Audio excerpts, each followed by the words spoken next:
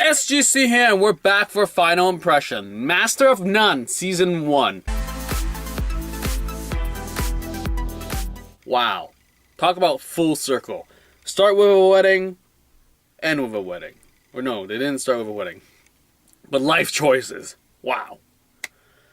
I mean, meet up with Rachel, break up with Rachel. Wow. A lot of full circling, a lot of great pacing, a lot of good chemistry. Just overall great 10 episodes. I loved Aziz's chemistry with all his cast members and just the vibe that he gives off and just what he went through this entire season. I loved his parents. His dad is hilarious. Hands down my favorite character. And seriously, I see bits of me and my dad in their relationship where the whole find your passion, what are you going to do with your life, what's going on type of thing. And then just the stuff that Aziz is going through when he hooks up with Rachel and then he's like, is this it really it? Is this forever? Last episode finale really stood out for me as in wow. And then how it ended was also great. So actually let me just talk about the finale. Really enjoyed it. Loved the wedding. Loved the sort of honesty coming through in terms of just like, are we really doing this? What's going to happen now? And all that. And then she goes off to Tokyo. I was like, whoa. I mean, live life with no regrets. Okay. No 100%. Okay. Being cut from a movie that you sort of really was looking forward to. Okay. It's just things that happen and then you just take it and go. And then all of a sudden he goes to Italy. I cannot wait to see how that's going to be playing out in Season 2. I really hope it's not a time jump thing because I hate those things. But finale was great. I mean, just the accumulation of his friends showing up and just all their quirky sort of personalities was just great. And yeah, so the rest of the season, really enjoyed it. The pacing was great. The day-to-day sort of activities they do was just interesting. I loved him going on set, finding movies to be in and auditions and all that stuff. And just the race card is thrown in somewhat. It's not heavy racism throughout jokes. Wow.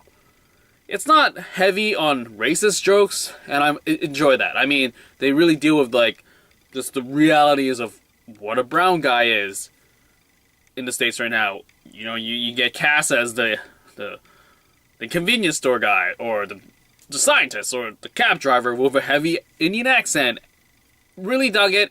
I mean, it is an issue in terms of just minorities, and I get that, and it's a real thing, and I loved how they handled it. It's not a very, oh my goodness, like, just laugh it off type of thing. It's just like, no, this is a serious life issue.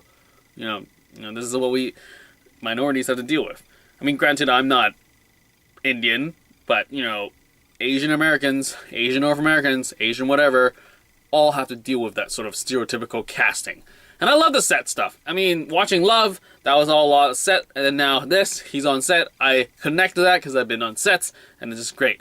So yeah, Master of None, great pacing, great characters, and just fun. As in, the growth, you can really see it as you get to know these characters, his friends, just that they have sort of their own episodes as they grow more, and you get to know them more, and then they build.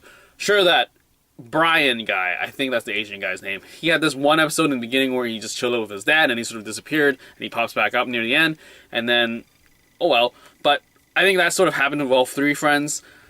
Enjoyed it. I definitely think I enjoy this a lot more because it's sort of a one-sided perspective comparative to, like, say, Love, where it's more both sides. You see what she's going through, what he's going through, but here's very Dev-centric, and it's just what he's dealing with. You see where she's coming from, but at the same time, it's more him motivated. You see what he's gone through type of thing, versus she's just a girlfriend, and you try to understand her, and you side with him more type of thing. Anyway, that would be my only sort of gripe, is that maybe Rachel's role could be more fleshed out in terms of her motivations, how she feels, and all that stuff. But, you know, you can't do everything. Anyways, I enjoyed Master of None Season 1. I mean, I heard about it, didn't really get into it, because I just had too much stuff to watch, and just busy. But finally sat down and watched it, and I cannot wait to just go right through Season 2 as well. And with that said, I'll be right back with the first impression of Season 2, Episode 1 of Master of None. And that is it for this final impression of Master of None Season 1. Later!